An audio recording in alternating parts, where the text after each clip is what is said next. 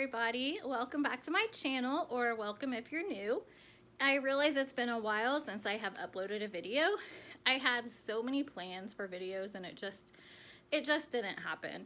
I wanted to plant a garden and film that. My garden has been planted. I actually have it in a couple different locations and the weather just hasn't cooperated. We had limited time. We planted different days. Each time it hasn't worked out. It's birthday season at our house, and you know how much I love the gift guide videos. I have plans on uploading a gift guide video for what I got my daughter for graduation, my mom for Mother's Day, my mom's birthday, my soon-to-be 5-year-old niece, my 6-year-old nephew, and my 11-year-old niece's birthdays. But half those gifts have been given now, the rest have been wrapped, and I didn't film that either. So I am kind of dropping the ball on that, but I do have some more videos planned. I am going to upload some more book reviews because I have read a couple more books that I'd like to review and suggest for different people to read. But this video today, I want to talk about that I'm gonna do like my New Year's goal update / summer bucket list video. So I'm gonna start out by saying, so one of my goals this year was to read my Bible more. And I know to correctly set a goal, you should probably be very specific, but like I said before, I don't like New Year's resolutions as in I'm going to read my Bible every day or I'm going to read the entire Bible in a year. Like, things happen. And then when you fail, it's just so demotivating whenever it doesn't happen. So I just said, you know, it was easy because last year I just didn't read my Bible other than when I was at Bible study or in church. And then maybe one, a couple other times throughout the year, but not with a plan, not with regularity, and just really, I just didn't. So I wanted to, instead of focusing on, oh, I'm going to study the Gospels or, oh, I'm going to study the prophets, I just thought, no, I need a refresher. I need to just go all the way through the Bible again. Once I got started, I kind of regret not reading it chronologically. I've never done that before. But I was just, like, when I first started, for some reason, I was just really, really, really wanting that chronological view. So I'm too far in now to go back and do it maybe next time, but I'm just going to continue on as I am for right now. So I'm going to update because this is motivating for me anyway. So I kept a list. It's in a couple different places because I have kid drawings in here I don't want to lose, but so I kept a list, I don't know if you can see, of what day I read and specifically what I read. And this is dual purpose because it keeps me motivated, but it also, if I do put it down for a while, if my bookmark does come out or whatever, I know what I've read so I can go back and look again. And also, if I read something at a certain time and I'm thinking, oh, where did I see that?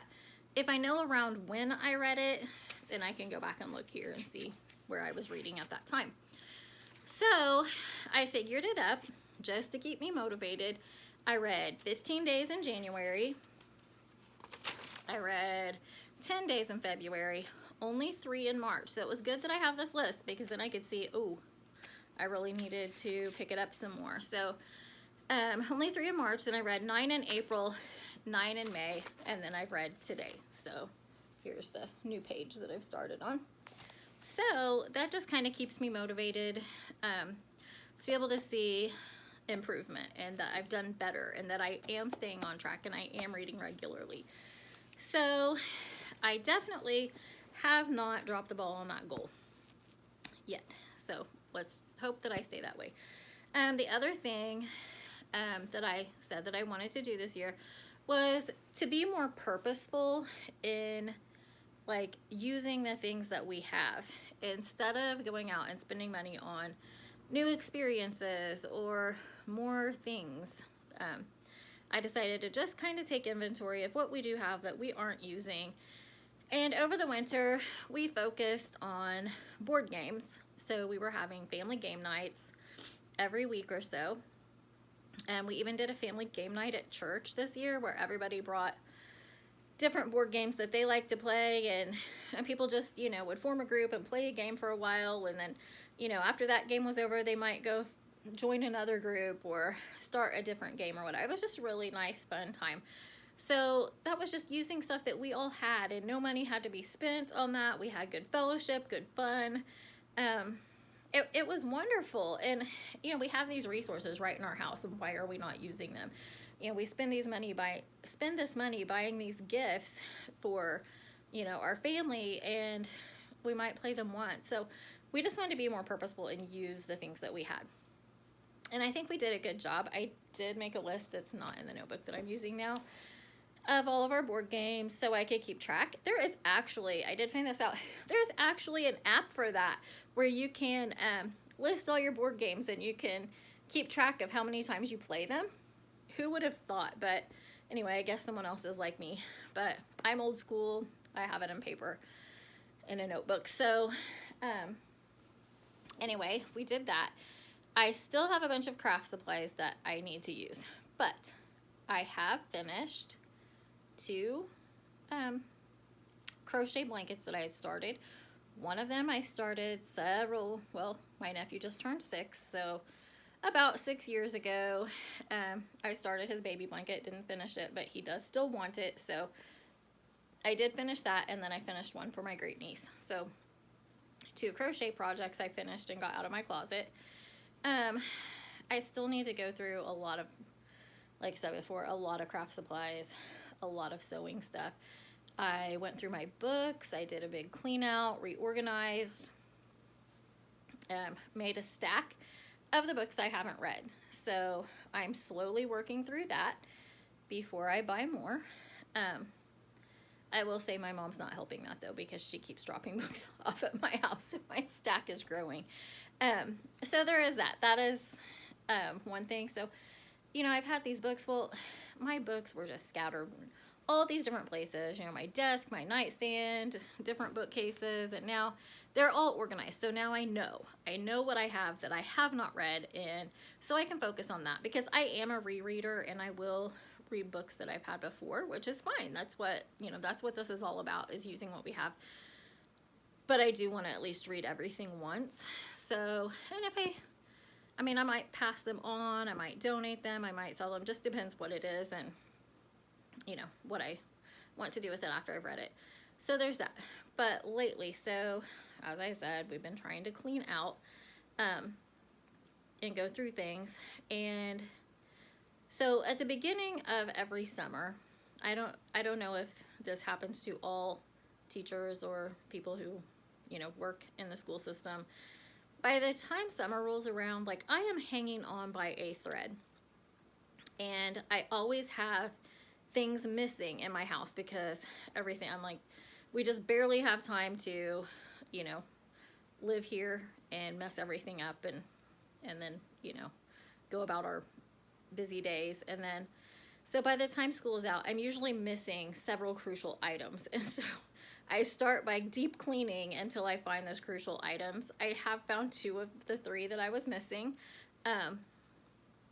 And one of those, I really have doubts that I will find it, because I think it was a necklace and I think it fell off somewhere. But the 2 things that I knew that wasn't the case and I just misplaced it in the house, I have already found those. So summer bucket list, number 1 thing, find the missing items, I can check that off.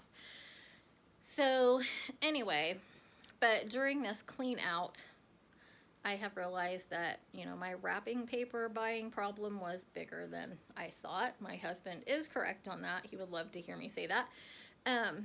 But that is one thing, like, I'm going to be purposeful. I'm going to use it. I love presenting gifts that are beautifully packaged or, you know, presented in a fun way.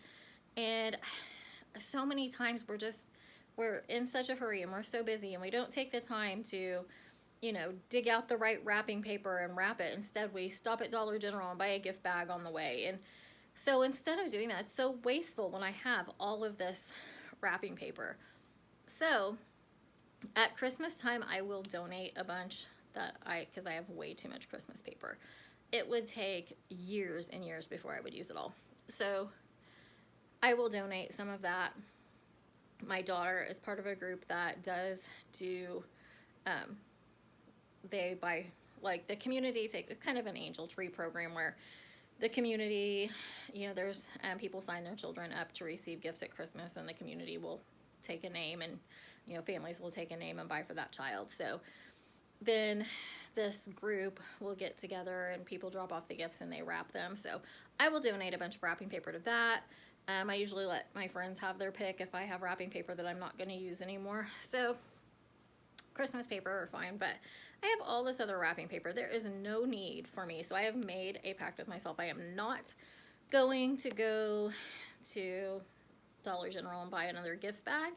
I am going to use the wrapping paper that I have. I can, if I need baby paper, I can find something I have that will suffice for baby wrapping paper and make it look cute. So anyway, I plan to be more purposeful and use that. Like I said before, it has been birthday / graduation / Mother's Day season, and I have been using my wrapping paper for that without buying any new. So that makes me feel good. It makes me feel good to use what I have.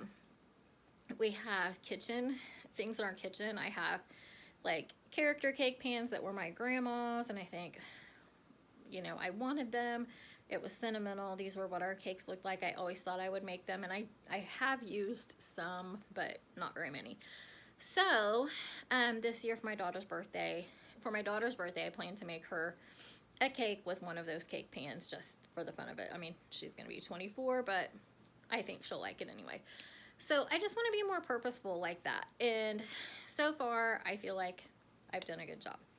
Now, for the motivation part of this, I am getting, I go through these slumps where I can't get anything done. And as I said before, I am a list person. If I don't have the list, I don't do that much. I mean, I barely get by. But if I write down the things that I need to do, and I can check them off a list, and I can see that I am getting things done, it keeps me motivated to do more. And my daughter, she hates the list. A lot of people are not list people, but if I don't do it, I will start something, and then I'll start something else and start something else, and before you know it, I have 20 messes made and nothing is done. And so I've just made a bigger mess of things and more work to do. So that being said, I do break my list down pretty small. So like I will say wash and dry jeans, then I will put, you know, a separate line for fold and put away jeans, because that way they don't sit in the washer and sour. Because if I just say wash jeans and then I put them in the washer, check that off, and I'm done, I'll forget about it. And then, I mean, sometimes, not always, but I may forget about it, and then they don't even get put in the dryer. Or, you know, if I wash and dry them so we have clean jeans, but then I don't have time to fold everything and put it away, that's another check off my list. So anyway, I will do that. And then, so recently I've came across this problem where I have not enough time to complete the task. For instance, I am back in school. So I am going to school through WGU, Western Governors University, and it's kind of a work at your own pace kind of program, which is nice, because then I don't have to sacrifice those ball games or whatever. I can plan my schedule to where it works for me, and that's wonderful. But if I just put on here work on my class, I need to be more specific, and sometimes I can't even say, you know, finish section whatever, because I don't know how long that will take. But I have discovered if I put on here work on class for X amount of time, then I have something concrete that I can actually do and actually make progress. If I just put work on class and I log in for 5 minutes, I don't get a lot done, but I can check it off the list. But that doesn't get me where I need to be. So I have recently started doing either complete something or work on school for X amount of hours. So that's my new tip, especially if you struggle staying with something for a long period of time or getting something done. Everything, just remember, everything you do is progress. So like if you have all these dirty dishes and it's overwhelming you, and you know you can't get them all done, wash 10. Write on your list, wash 10 dishes. Or you know, the same thing goes with anything. Like, say there's just so much clutter all over the house, pick up clutter for 10 minutes, like, or 15 minutes or whatever. And so focus on that. Or, you know, pick up a certain thing and put it away. Yeah, something like that. Just break it down into small bites so that you have something concrete to check off your list and you don't have to complete a whole big overwhelming task. So anyway, as far as summer bucket list, we plan to take a vacation. I'd like to visit my nephew in Chicago. I'd like to take my younger nieces and nephews to an aquarium. The rest of it, I don't have any big projects. Plant and grow a garden. Plan to do that. So anyway, I do have the garden planted. Now, continuing to stay with it, that's to be determined. But anyway, so all of those things are underway. I don't know how many of the trips we'll get to take, but those are the things I'm wanting to do. I don't have any big things this summer, like painting my swing or anything like that, because with school and everything, I really need to focus my time more on that. So some of my usual big summer projects are kind of taking a back seat. But anyway, it was nice checking in. Stay tuned, like and subscribe for more updates, especially if you like book reviews or gift guide videos. I plan to keep putting those out. So thank you so much for watching. Another thing, I know that some of my videos have ads in them. I do not get money for those yet. I have to hit 1,000 subscribers right now. Last I checked, I was at 95. So every time you subscribe, or everybody that subscribes, that helps me out. I really appreciate it. I'm still working on video editing, but I do plan to work on that a little more. We did edit one video at Easter time. It was our egg stuffing video. It still won't upload. I think the file size, I don't know. I have to have my techie husband work on it for me. But anyway, you might see it next Easter. But I'm still working on video editing. I am waiting on an app that's supposed to be coming out soon. So anyway, I hope to be able to learn to do that this summer as well. So that's my update, and I'll see you guys soon. Bye.